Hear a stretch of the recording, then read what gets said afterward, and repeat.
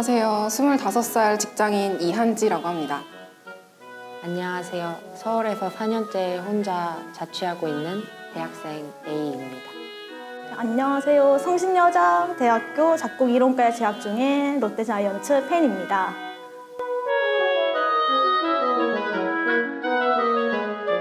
저는 4년째 자취하고 있습니다. 지금 고시원에서 자취하고 있습니다. 혼자 살고요. 일단 4년째 풀옵션 원룸에서 대학교 인근에서 자취하고 있습니다.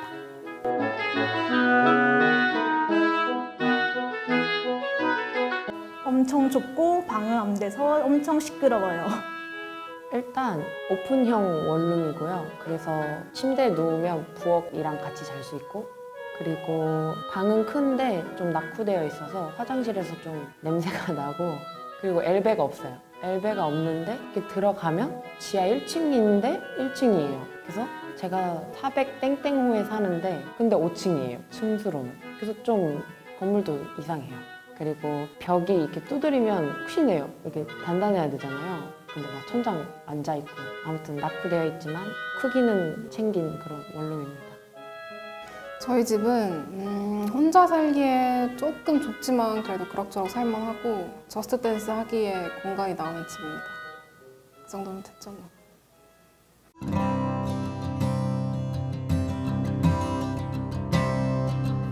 학생 때부터 살던 집이라서 부모님께서 이제 보증금을 대주셔서 월세랑 보증금 내주셔서 그렇게 살고 있다가 취직한 이후로는 이제 제가 번 돈으로 월세를 내고 있습니다.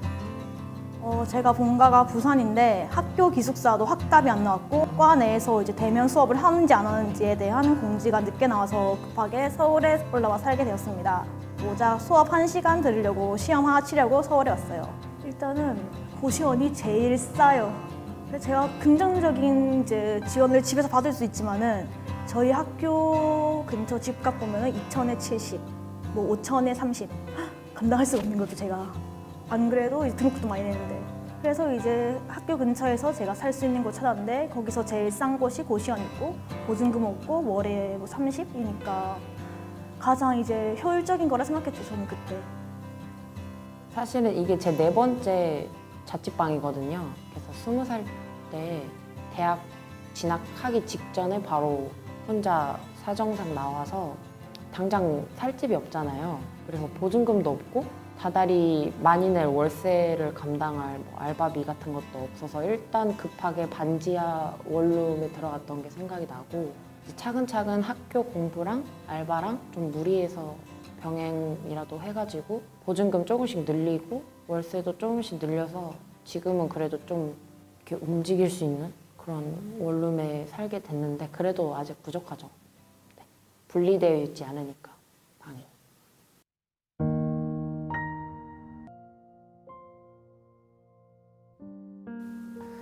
사실 집에 갇혀있다는 느낌이 생기기 시작했어요. 왜냐면 이제 말 그대로 원룸이니까 방 하나에 사는 거잖아요.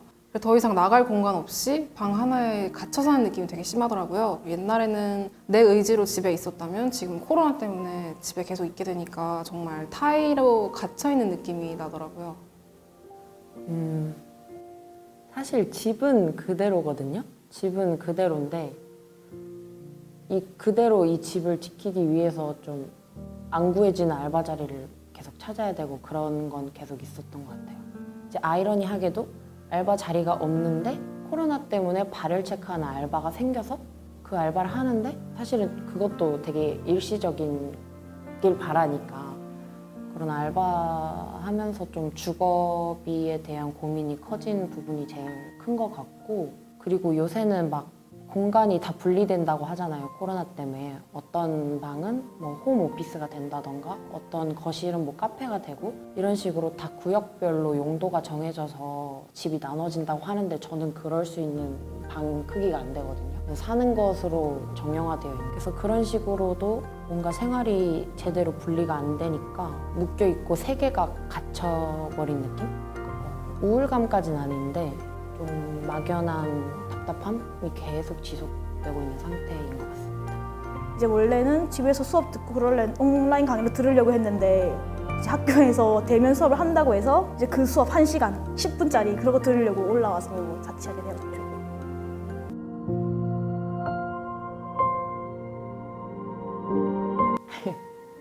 너무 많아서 뭘 하나를 꼽기가 애매한디.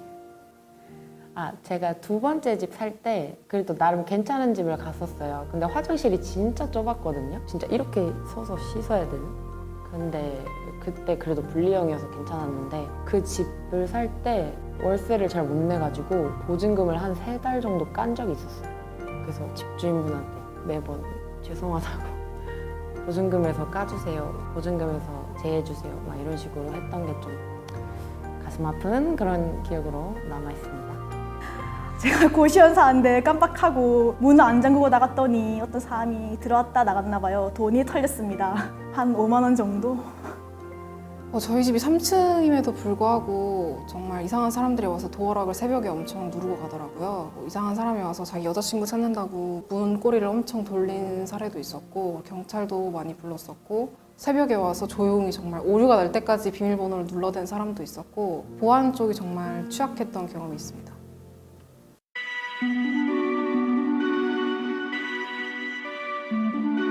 내 꿈. 빨리 내 집 하나 마련해서 이제 본가에 있는 내 짐들 싹 다 이제 제 집에 넣어두고 싶어요. 혼자만의 공간에서.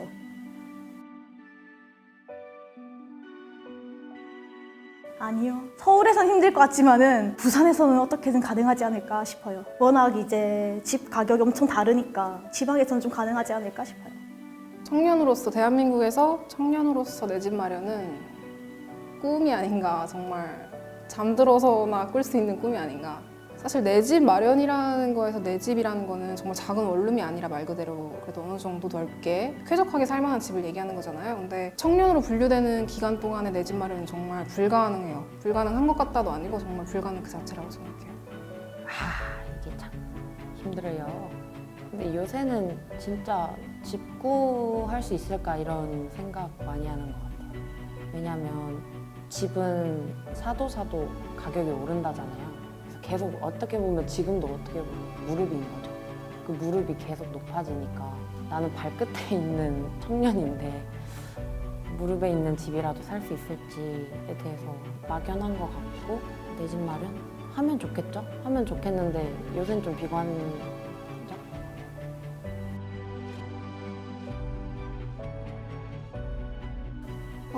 사실 가장 이렇게 말하면 좀 웃기긴 한데 이 사회의 불만인 게 꼬박꼬박 연봉을 받아서 집 마련하는 게 어려운 게 가장 좀 모순이 아닌가 싶더라고요. 일단은 연봉 받아서 집 사는 걸 못하게 해놓은 게 정말 이런 사회를 만들어 놓은 게 가장 큰 문제라고 생각하고, 이제 청년을 위한 대출에는 중기청이 있고 버팀목이 있는데, 저는 중기청에 해당이 돼서 그걸 알아보는데 80%랑 100%가 있어요. 근데 100%면 1억까지 나오는데, 최대 1억까지 한도가 있는데, 매물을 알아보는데 중기청 100%라고 해서 클릭을 해보면 2억짜리 집이 나오는 거죠. 그러면 1억을 대출을 해준들 나머지 1억은 또 어디서 날 것이며, 사회 초년생이. 그리고 그마저도 심지어 21년 12월까지밖에 안 되더라고요. 되게 급하게 집을 구해야 되는 상황이고, 매물 자체도 어디 제대로 볼 수 있는 게 아니라 네이버 사설 카페 그런 데 가서 이렇게 찾아봐야 되고, 그리고 또 중개업자들도 100% 1억짜리 100% 집이 있나요? 그러면 일단 찾아보지도 않고 그런 집이 어딨냐고, 그런 매물 없다고. 그리고 심지어는 당신 돈 한 푼 안 들이고 집을 사려 하냐, 집에 이제 이사를 가려 하냐, 이런 말을 듣는 사례도 굉장히 많았다고 합니다. 그래서 청년을 위해서 만들어 놓은 제도이긴 한데 실제로 그거를 좀 이용을 하려고 하면 굉장히 어려움이 많은 그런 제도라고 생각합니다. 청년을 위한 게 맞나 싶기도 해요. 청년이 마련할 수 있는 건가 싶기도 하고. 그러니까 지금 부동산 정책 보면은 이제 매년 집값 내려간다 하긴 하는데 사실 체감은 안 돼요. 그냥 내려가봤자 어차피 나는 못 사. 우리 가족 지원 다 받아도 못 사는데, 이래저래 약간 부정적으로 생각하는 게 진짜 많은 것 같아요. 그래서 정부에서 이제 확실하게 정말 딱 눈에 보이게 그런 성과를 내줬으면 좋겠다는 생각이 있습니다. 일단 전 집이 없으니까, 그리고 월세 사는 청년이니까 이번에 임대차 3법 바뀌었잖아요. 별로 해당되는 건 딱히 없더라고요.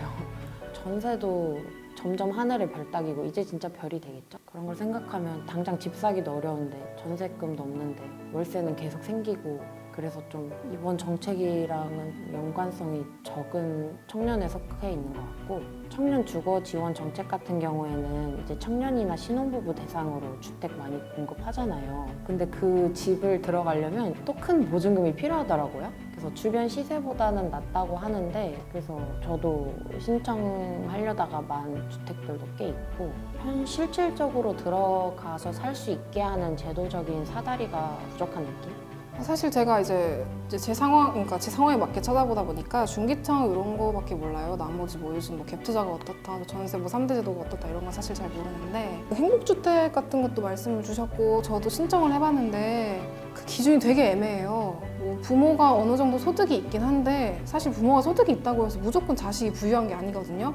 이미 저는 경제적으로 독립을 했기 때문에 별개의 사람인데도 부모 소득에 걸려서 뭐 행복주택의 순위가 굉장히 밀려나는 경우가 되게 많아서 그 부분은 정말 반드시 이제 보완이 필요하다고 생각합니다.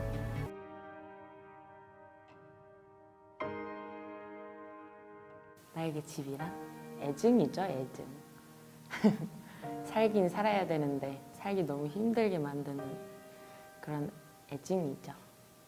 언제든지 돌아갈 수 있는 곳.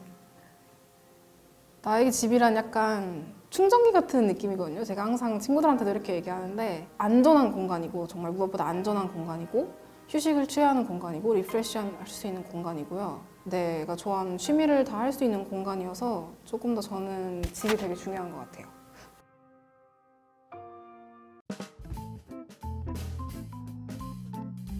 일단 현실적으로 하면 1억 한 2천, 4천짜리 집을 중기청 100%로 대출받아서 이자 10만 원 정도 되고 뭐 반전세일 경우에는 뭐 20만 원까지도 낼 의향이 있고 뭐이 정도 집에서 비움메이트랑 둘이 같이 살면서 조금 마음의 여유가 되면 반려동물도 같이 함께하고 집에 와서 비움메이트랑 같이 저녁도 먹고 술도 먹고 그런 식의 삶을 살고 싶어요. 집에서. 일단은 방음 잘 되는 투룸에서 살고 싶어요. 항상 그 투룸에서 어떻게 살 건지 상상해보고 뭐 가구도 어떻게 배치할지 그 방 하나는 어떻게 쓰고 다른 방 하나는 어떻게 쓰고 거실에는 어떻게 뭘 꾸밀 것인지 그 계획을 다지 않아서 이제 상상만 해도 약간 행복하죠. 일단 방이 2개 정도는 있었으면 좋겠습니다. 부엌이랑 같이 자고 싶지 않아요. 베란다가 좀 있고 그래서 가서 빨래를 이제 냄새 안 나게 말릴 수 있는 베란다에 있는 투룸? 신축이면 좋겠고 분리되는 그런 집을 살고 싶어요. 제 온전한 생활을 즐길 수 있는 집. 그 집 안에 여성들이 안전하게 사는 공동체가 있었으면 좋겠다는 생각 많이 하는 것 같아요. 왜냐면 저도 지금 제 충수에 제 옆집 사람들 다 아저씨거든요. 근데 살짝 불안할 때가 있어요. 왜냐면 이상하게 제 방만 도어락이고 나머지 아저씨들은 다 열쇠인 거예요. 그게 왜 생겼을까 내 집에만. 사실 도어락이 더 안전한 건 모르겠지만 어쨌든 따로 달아주신 것 같거든요.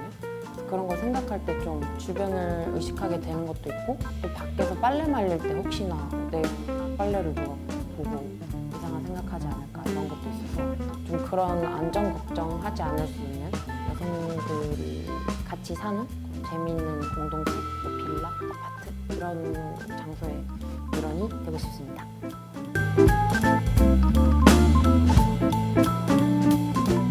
정말 집은 알아볼수록 알아갈 게 생기는 것 같아요. 그래서 급하게 구하지 마시고 시간을 정말 크게 잡고 일정을 세워서 많은 부동산들을 돌아보시는 걸 추천드리고 흔히 말해서 발품을 판다고 하잖아요. 정말 팔면 팔수록 좋은 매물이 보이더라고요. 근데 내가 너무 자취가 하고 싶어.